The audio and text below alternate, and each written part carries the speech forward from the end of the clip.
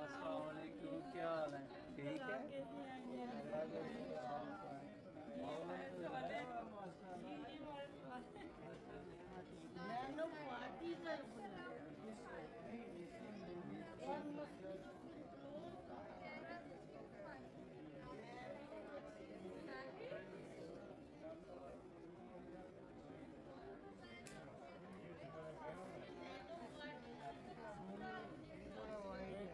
ये सब जमा हुआ शायद वो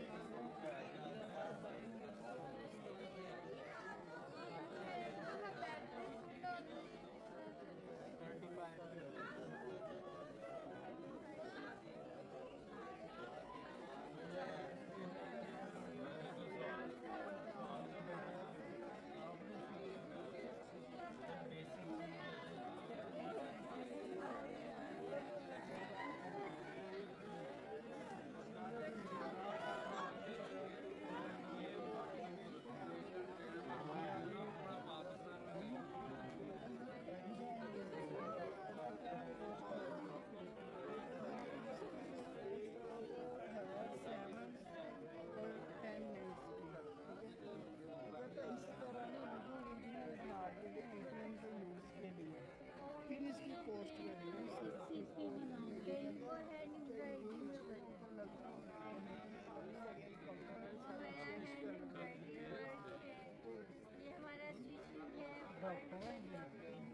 उसके बाद वो लाइब्रेरी आप देख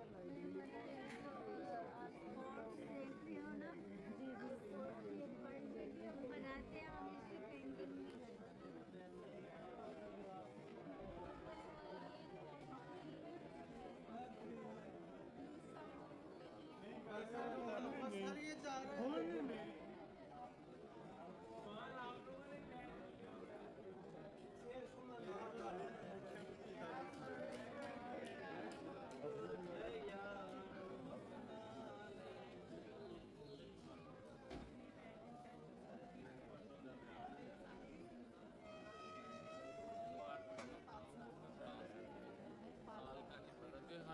डिपार्टमेंट के हाल बात है। कोई बात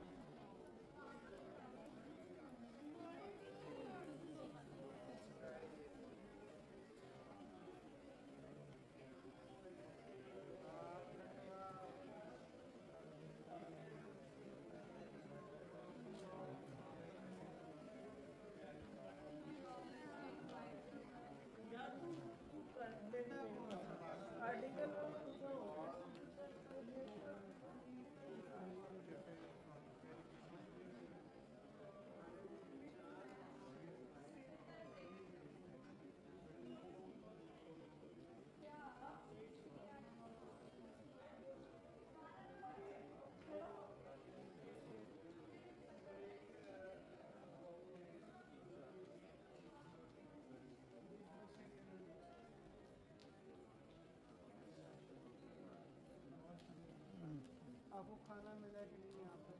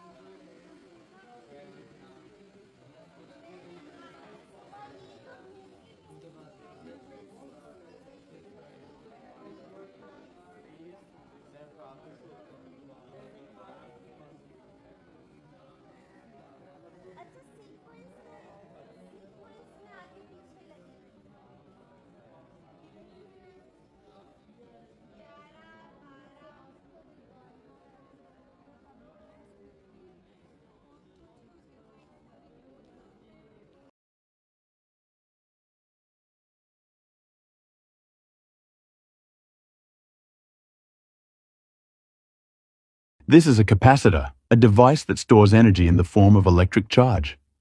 But how does it work? A capacitor consists of two metal plates separated by a dielectric material. When it's not connected to a power source, the plates are neutral.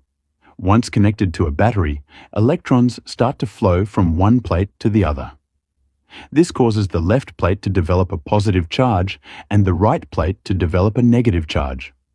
This separation of charges creates an electric field between the plates, which holds the energy in place. Now, here's the fascinating part. Even if you disconnect the battery, the capacitor still holds the charge. It's like a tiny energy bank waiting to be used. When you connect it to an external load, the stored charge flows, creating a current. This process continues until the plates return to being neutral, a process known as discharging the capacitor.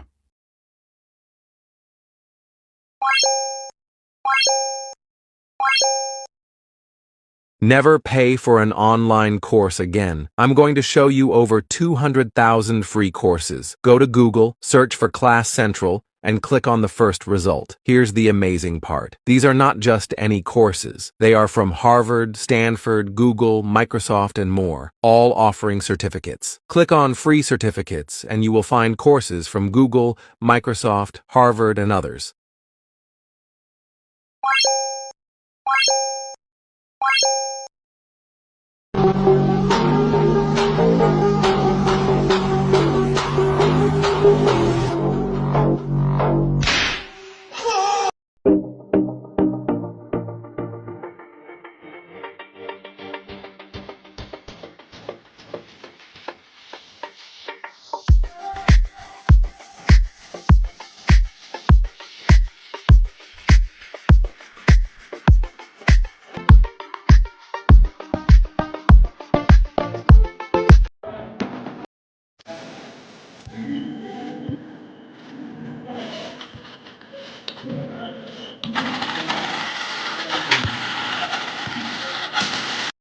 When you try to move this handle carefully and quickly on this maze wire, it gets touched and you lose the game. But do you know how it happens? This apparatus works on the principle of electrical continuity. The circuit behind this system uses a handle connected to one terminal of the power source, while the maze is connected to the other terminal through a bell. When the handle accidentally touches the wire, it completes the circuit, causing the bell to ring, indicating that you've lost the game.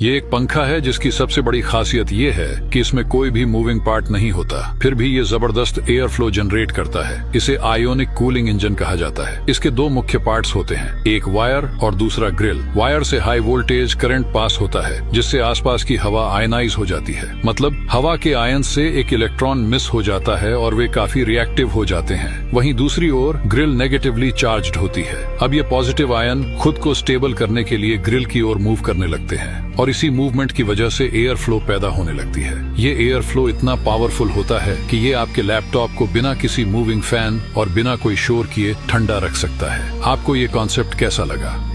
Nikola Tesla का ये device आपके बिजली के bill को हमेशा के लिए free कर सकता था। टेस्ला का सपना था कि बिजली को बिना तारों के दुनिया के हर कोने तक पहुंचाया जाए, ठीक वैसे ही जैसे आज रेडियो वेव्स और वाईफाई सिग्नल्स काम करते हैं। उनका मानना था कि पृथ्वी की एक प्राकृतिक फ्रीक्वेंसी है जिससे ऊंचे टावर के जरिए इलेक्ट्रिसिटी को फ्लो कराया जा सकता है, जहां इलेक्ट्रिसिटी की एक एटमॉस्फेरिक लेयर पूरी दुनिया में वायरलेस तरीके से फैली होती और कोई भी अपने घर पर लगे इसके रिसीवर एंटीना के थ्रू अपने घर में बिजली वायरलेस तरीके से रिसीव करके प्रयोग कर सकेगा।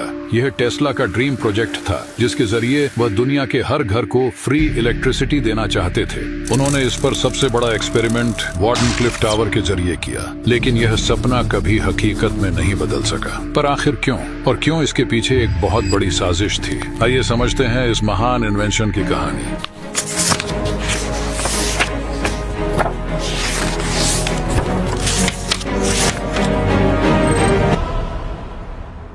कहानी की शुरुआत होती है 1901 में, जब टेस्ला ने अमेरिका के लॉन्ग आइलैंड में एक विशाल टावर बनाया जिसे वार्डनक्लिफ टावर कहा गया। उनका मानना था कि अगर इलेक्ट्रिसिटी को पृथ्वी की प्राकृतिक फ्रीक्वेंसी पर डालकर एम्पलीफाई किया जाए तो इसे बिना तारों के पूरी दुनिया में फैलाया जा सकता है। उनकी कल्पना के मुताबिक यह टावर एक तरह का पावर स्टेशन होता जो बिजली को एटमॉस्फेरिक कंडक्टिविटी लेयर के जरिए दुनिया के हर कोने तक पहुंचा सकता था। उनके इस आइडिया का एक आधार यह भी था कि पृथ्वी की एक ऊपरी लेयर जिसे आयनोस्फेयर कहा जाता है वह इलेक्ट्रिसिटी के लिए उच्च क्षमता वाली कंडक्टर की तरह काम कर सकती है। टेस्ला ने यह भी साबित किया था कि बिजली को दूर तक भेजना संभव है। उन्होंने अपने प्रयोगों में 200 बल्ब बिना किसी तार के जलाए और यहाँ तक कि उनके हाथ में मौजूद बल्ब भी बिना किसी कनेक्शन के रोशनी दे रहा था। लेकिन सवाल यह था कि अगर वायरलेस एनर्जी ट्रांसफर हो सकता है तो इंसानों को करंट क्यों नहीं लगेगा? टेस्ला ने इसका भी हल निकाल लिया था। उन्होंने हाई फ्रीक्वेंसी इलेक्ट्रॉन्स का उपयोग किया जो शरीर की ऊपरी सतह से गुजरते हुए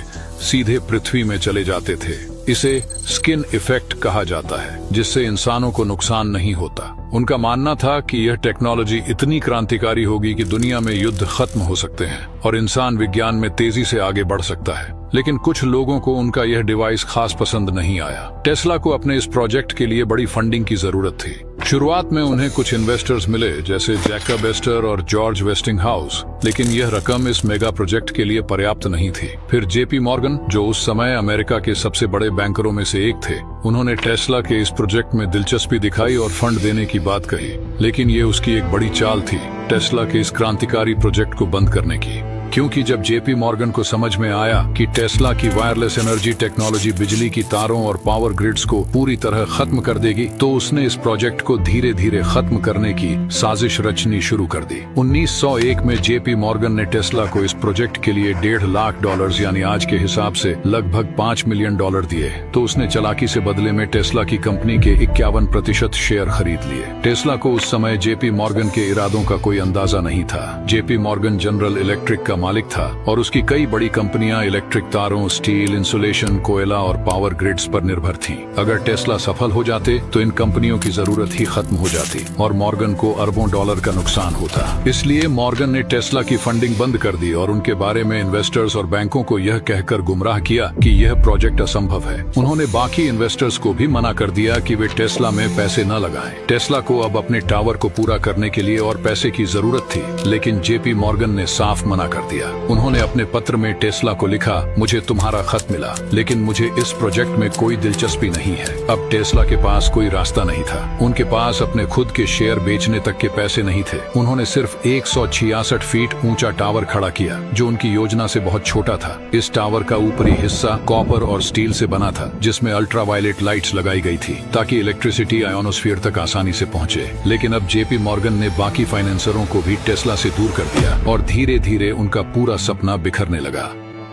फिर भी उन्होंने एक आखिरी कोशिश की। 14 जुलाई 1903 को टेस्ला ने अपने टावर को रात में चालू कर दिया और पूरे लॉन्ग आइलैंड के आसमान में तेज बिजली चमकने लगी। यह रोशनी कई दिनों तक हर रात दिखाई देती रही। किसी को समझ नहीं आया कि टेस्ला आखिर क्या साबित करना चाहते थे, लेकिन शायद यह उनकी इस तकनीक को दुनिया के सामने लाने की आखिरी कोशिश थी। परंतु पैसों की कमी के कारण उन्हें 1906 में यह प्रोजेक्ट बंद करना पड़ा। 1911 में टेस्ला को अपनी पूरी रिसर्च लैब गिरवी रखनी पड़ी, लेकिन कोई लाभ नहीं हुआ। धीरे धीरे उनकी मानसिक स्थिति बिगड़ने लगी। 1912 तक उन्हें ओसीडी जैसी समस्याएं होने लगी। वे हर चीज को अत्यधिक स्वच्छ रखने लगे, बार बार हाथ धोते, खाने के लिए 18 नैपकिन रखते और कई बार उन्हें अनजान आवाजें सुनाई देने लगती। 1934 में उन्होंने डेथ रे बीम नामक एक तकनीक पर काम करना शुरू किया, जिससे एक साथ 10,000 हवाई जहाजों को नष्ट किया जा सकता था। उन्होंने इसे कई देशों को बेचने की कोशिश की, लेकिन कोई सरकार इसमें दिलचस्पी नहीं ले रही थी। फिर 1943 में एक दिन टेस्ला की न्यूयॉर्क के एक होटल में अचानक मृत्यु हो गई। लेकिन इससे भी अधिक चौंकाने वाली बात यह थी कि अमेरिकी सरकार और CIA ने उनकी सभी शोध सामग्रियों, दस्तावेजों और नोट्स को जब्त कर लिया। इन दस्तावेजों में उनके वायरलेस ऊर्जा संचार और कई अन्य क्रांतिकारी आविष्कारों की जानकारियां थी।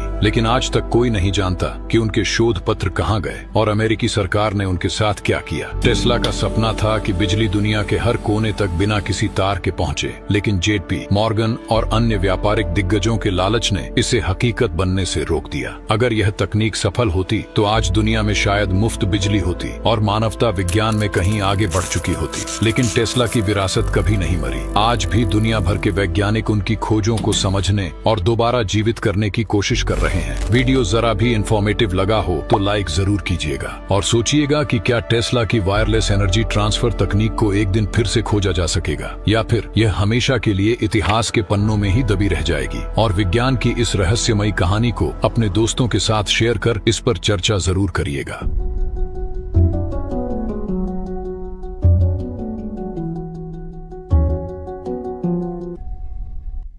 निकोला टेस्ला के इस आविष्कार से आप फ्री बिजली चला सकते थे। 1901 में निकोला टेस्ला ने न्यूयॉर्क में एक 187 फुट ऊंचा टावर बनाया, जिसका नाम वार्डेनक्लिफ टावर था। टेस्ला का सपना था वायरलेस इलेक्ट्रिसिटी, वो भी पूरी दुनिया को एकदम फ्री। उन्होंने पृथ्वी को एक कंडक्टर की तरह इस्तेमाल करते हुए बिना तारों के बिजली ट्रांसमिट करने की तकनीक खोज ली थी। वो चाहते थे कि गांव, जंगल, रेगिस्तान, हर जगह लोगों को रोशनी मिले बिना किसी बिल के। पर यहीं पर उन्होंने सबसे बड़ी गलती की। उन्होंने कहा यह फ्री होगा और यहीं से शुरू हुई उनकी तबाही। के बारे में इन्वेस्टर्स और बैंकों को यह कहकर गुमराह किया कि यह अगर बिजली फ्री होगी तो सिर्फ 166 फीट ऊंचा टावर टेस्ला के पास कोई रास्ता, और वो टावर जो दुनिया को बदल सकता था, गिरा दिया गया। पर क्या वो वायरलेस बिजली सच में काम करती थी? क्या आज भी वो टेक्नोलॉजी कहीं छुपी हुई है? जानना चाहते हैं पूरी सच्चाई तो चैनल पर जाकर हमारी ये लंबी वीडियो जरूर देखिएगा या यहाँ रिलेटेड टैब पर क्लिक करिए।